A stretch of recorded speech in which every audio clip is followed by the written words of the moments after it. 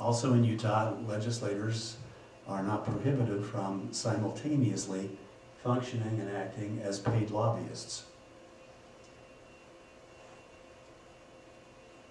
In 2009, in the last session, a law was passed which prohibited legislators from joining a lobbying firm for a year. But thanks to a loophole in that law, it did not stop a legislator from being hired by a business with which he is associated unless the primary activity of that business is lobbying or government relations. So if a company which employs lobbyists wishes to hire a legislator as a lobbyist under the law that was passed, there's a loophole that allows that practice.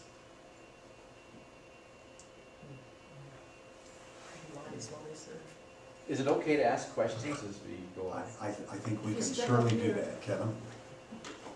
In front of the camera. Step over this way if you wouldn't mind.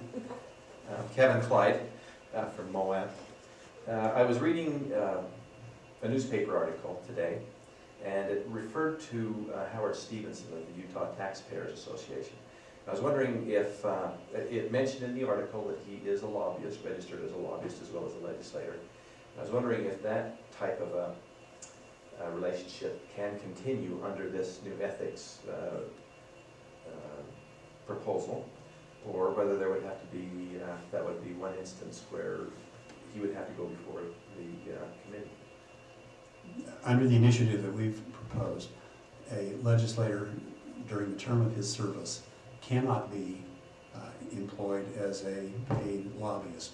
Whether that lobbying is conducted on the state legislature, and I don't believe Senator Stevenson lobbies the legislature. I think he is rather careful about that. But we want to extend that prohibition so that a sitting legislator may not lobby any state agency, municipal government, school board, and so forth, because we believe there is such a temptation for legislators to use the heavy hand of their legislative authority to persuade a municipal entity, for example, that unless it goes along with the proposal the legislator or lobbyist is making, there may be legislative retaliation or repercussions when that government entity has matters before the legislature at a future date. I see. And given the law that was passed last year, would it also encompass a relationship like this, or would it not?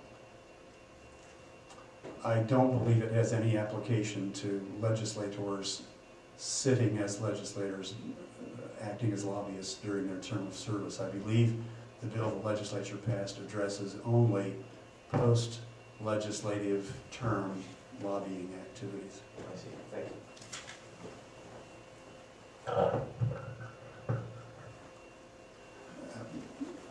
Presently, there is no prohibition on Utah legislators accepting employment that is offered by lobbyists or those who employ lobbyists.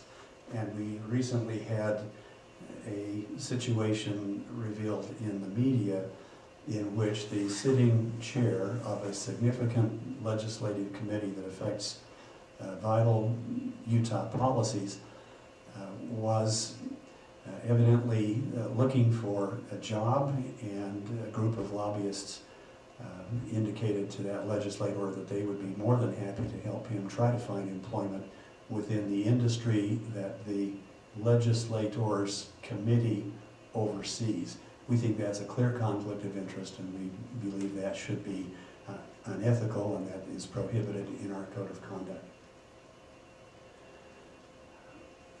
One of the changes that has taken place in legislative practice over the last 15 years is the growing influence of special interest money, particularly corporate money, in determining the outcome of legislative leadership races. And the way this works is shown on this slide. A lobbyist gives money to a legislator's personal campaign or a legislative leadership campaign committee. The legislators then, under the present loose arrangement, may turn around and make donations from their personal campaign committee or from the leadership campaign committee of a particular legislative caucus, and then give that money to other legislators to assist with their campaigns.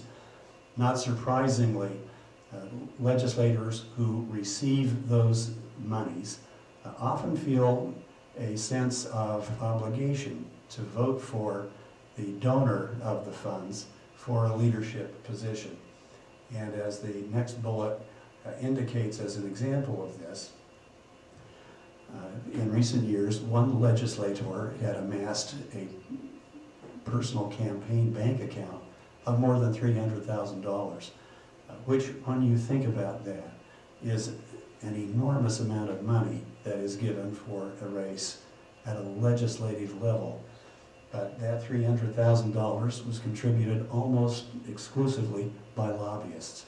And so the same legislator who gave that money to other legislators excuse me, did so with the object of creating a sufficient base of goodwill that it would pay off in the leadership election, and he in fact was elected to another term as the Speaker of the House.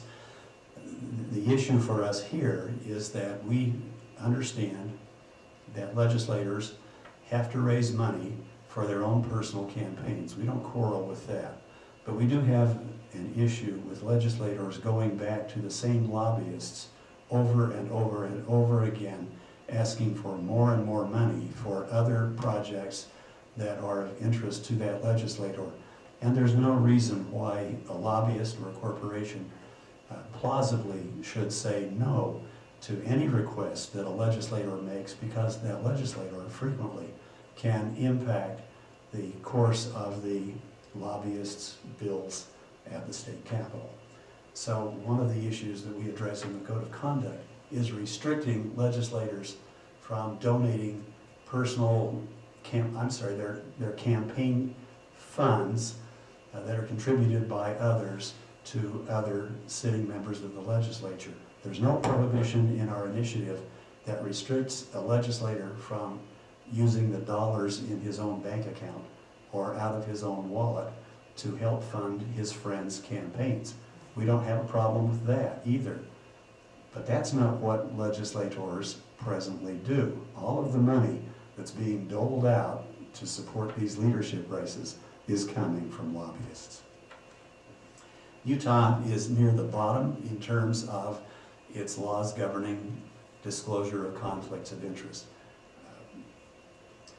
We are ranked 47th in the nation for making basic information about legislators' income, assets, and potential conflicts of interest available to the public. The initiative substantially requires additional information that will allow voters to reasonably inform themselves about what a legislator does, what his sources of income are. We don't ask anyone to provide amounts. We wish to preserve some measure of reasonable privacy, but we don't think it's inappropriate for candidates to disclose what their potential conflicts of interest are. And interestingly, that issue seems to have drawn as much hostility from incumbent legislators as anything that we have proposed. We were graded in terms of conflict of interest disclosure with a D- by the UCLA School of Law and the California Voter Foundation. So the question is our current system working?